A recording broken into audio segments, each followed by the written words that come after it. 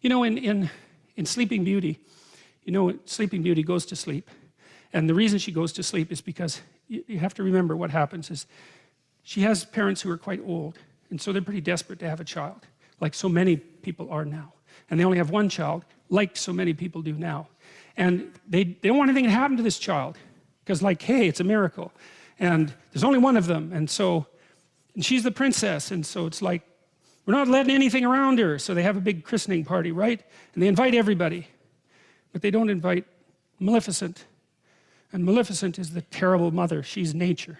She's like the thing that goes bump in the night. She's the devil herself, so to speak. She's everything that you don't want your child to encounter. So the king and queen's saying, well, we just won't invite her to the christening. It's like, well, good luck with that.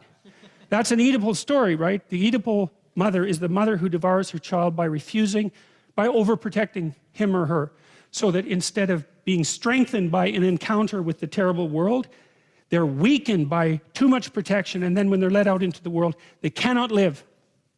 And that's the story of Sleeping Beauty, and that's what the king and queen do. And they apologize to Maleficent when she first shows up and say, well, you know, they have a bunch of half-witted excuses why they don't invite her. We forgot. It's like, I don't think so. You know, you don't forget something like that. And she kind of makes that point. It's right, the whole horror of life. You don't forget about that when you have a child, that's for sure. You might wish that it would stay at bay, but you do not forget about it. The question is, do you invite it to the party? And the answer is, it bloody well depends how unconscious you want your child to be. And if you want your child to be unconscious, well, then you have the added advantage that maybe they won't leave home, and so you can take advantage of them for the rest of your sad life instead of going off to find something to do for yourself. Well, and then of course you can take revenge on them if they do have any what would you call impetus towards courage that you sacrificed yourself 30 years ago and want to stamp out as soon as you see it develop in your child. That's another thing that would be quite pleasant. And so that's what happens in Sleeping Beauty. Yeah, well, none of this is pleasant, and nothing that happens in that story is pleasant. So Sleeping Beauty, she's naive as hell. They put her out in the forest and have her raised by these three like goody two-shoes fairies that are also completely devoid of any real potency and power, right? There's nothing maleficent about them.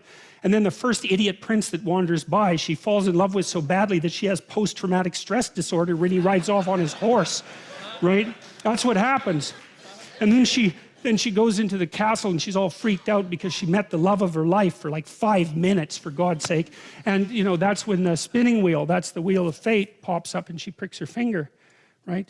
They try to get rid of all the spinning wheels. They try to get rid of all the wheels of fate with their pointed end, but she finds it, pricks her finger and falls down unconscious. Well, she wants to be unconscious, and no bloody wonder. She was protected her whole life. She's so damn naive that her first love affair just about kills her. She wants to go to sleep and never wake up. And so that's exactly what happens.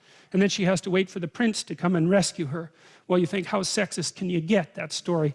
Well, seriously, because that's the way that would be read in the modern world. It's like she doesn't need a prince to rescue her. That's why Disney made Frozen that absolutely appalling piece of rubbish.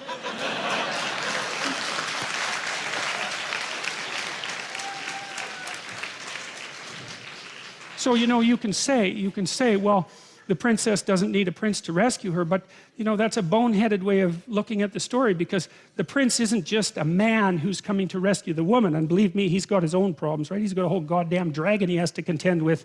But the prince also represents the woman's own consciousness. The consciousness is presented very frequently in stories as symbolically masculine, as it is with the logos idea. And the idea is that without that forward-going, courageous consciousness, a woman herself will drift into unconsciousness and terror. And so you can read it as, well, the woman who's sleeping needs a man to wake her up. And of course, just like a man needs a woman to wake him up, it's the same damn thing. That's the dragon fight in Sleeping Beauty.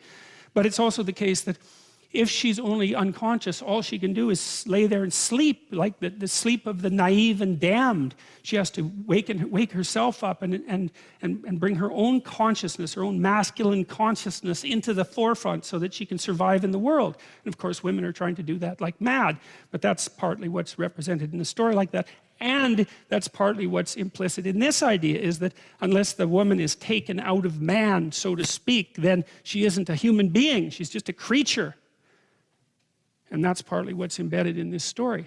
So you don't want to read it as a patriarchal, you don't want to read anything that way. It's so, really, yeah, I won't won't bother with that, but really we can do better than that.